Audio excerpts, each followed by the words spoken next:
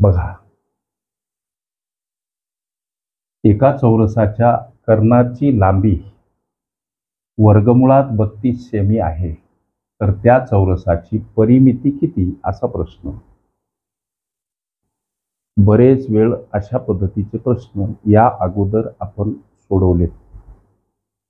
वाटल्यास चौरसाची बाजू, परिमिती, क्षेत्रफळ किंवा कर्ण काढणे ही माझी प्लेलिस्ट जरूर बघा, अभ्यासा. ओके. प्रश्नामधला मुख्य प्रश्न, चौरसाची परिमिती किती. लेकरांनो लक्ष द्या. चौरसाची परिमिती काढण्याचं सूत्र आहे 4 गुणिला बाजू. ओके. चौरसाला 4 बाजू असतात आणि त्या सर्व बाजू सारख्या मापाच्या असतात. ओके. प्रश्नामध्ये चौरसाची परिमिती विचारली सर. सूत्र 4 गुणिला बाजू. प्रश्नामध्ये बाजू दर्शवली नाही, कर्ण दर्शवला, कर्णाची लांबी दर्शवली. मग सूत्रानिहाय प्रथम त्या चौरसाची बाजू किती हा मुख्य प्रश्न. उत्तरापर्यंत जायचं कसं. प्रश्नामध्ये चौरसाचा कर्ण किंवा कर्णाची लांबी दर्शवली असेल तर बाजू काढायची कशी हे किती वेळ झालं, पण तरी सुद्धा लक्ष द्या. चौरसाचा कर्ण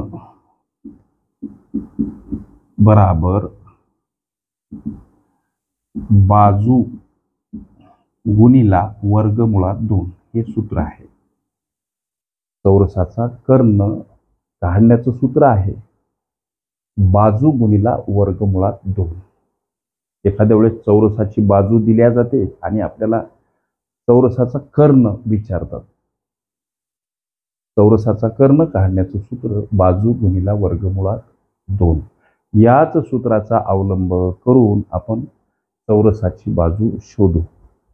आता इथं चौरसाचा कर्ण वर्गमुळात 32 बराबर बाजू गुणिला वर्गमुळात 2.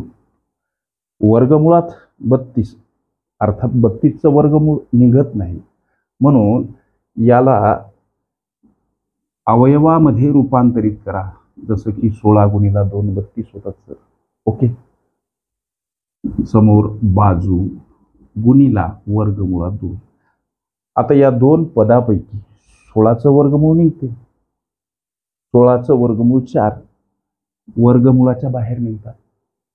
आता वर्गमुळात फक्त 2 राहिले लेकरांनो. इकडं बाजू गुणिला वर्गमुळात 2. आता या वर्गमुळात 2चा प्रवास परस्पर विरुद्ध बाजूनं होताना ते 4 वर्गमुळात 2 सोबत छेदस्थानी येतात सर. समोर ही बाजू.